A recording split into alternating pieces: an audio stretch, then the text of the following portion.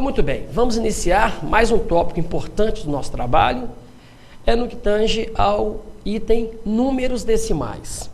Antes de eu iniciar, eu gostaria de fazer algumas considerações importantes para que vocês entendam bem essa questão tão importante que é números decimais. Primeiramente, nós vamos trabalhar o que é um número decimal. Evidentemente, identificando o que é um número decimal, nós vamos proceder, por exemplo, as operações com números decimais. Bem, vamos iniciar aqui, números decimais. Olha só, são números que apresentam vírgula. Claro que todo número com vírgula, portanto, número decimal, ele pode ser transformado em frações, denominadas frações geratrizes. O que quer dizer a fração geratriz? É uma fração que gera um número com vírgula. O número decimal pode ser transformado em fração decimal e a fração decimal, por sua vez, pode ser convertida em número decimal. Bem, hoje o grande problema de vários alunos por todo o Brasil é exatamente trabalhar com operações com decimais. Por que razão isso acontece? Na verdade, hoje, os recursos tecnológicos que nós temos, especialmente a calculadora, que está presente praticamente em todos os celulares, né? E também o acesso muito fácil à calculadora, às vezes nos coloca numa situação difícil, porque nós acostumamos tanto a fazer operações calculadora, que operações simples ficam esquecidas. Então é muito importante trabalhar os conceitos direitinho, trabalhar passo a passo as operações envolvendo os números decimais. E aí nessa tela, olha só, para identificar o número decimal, basta que ele tenha uma vírgula, correto? Ao transformar um número decimal em fração decimal, cujo denominador, fração decimal, o denominador é 10 ou 100 ou 1000 ou 10.000 e assim sucessivamente, né? Agora observe uma coisa importante. Cada casa decimal será representada por um zero. Estou falando do zero denominador. 0,3. Olha só, o zero está ocupando a parte inteira.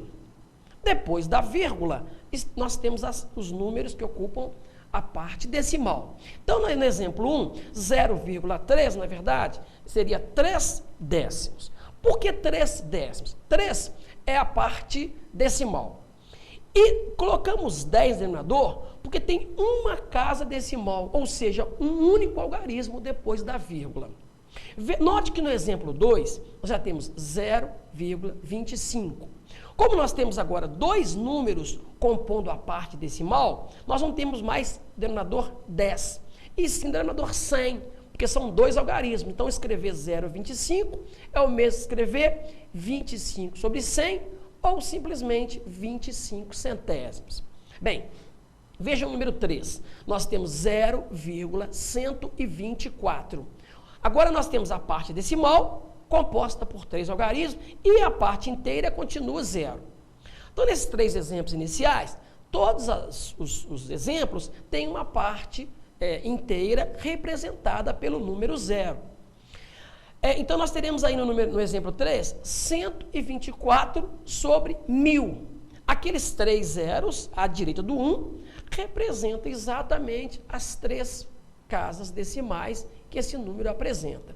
Portanto, 0,124 seria 124 sobre 1000, ou ainda 124 milésimos. Agora vamos para o número 4, colocado à direita da tela. O número 4 tem o exemplo 4,5.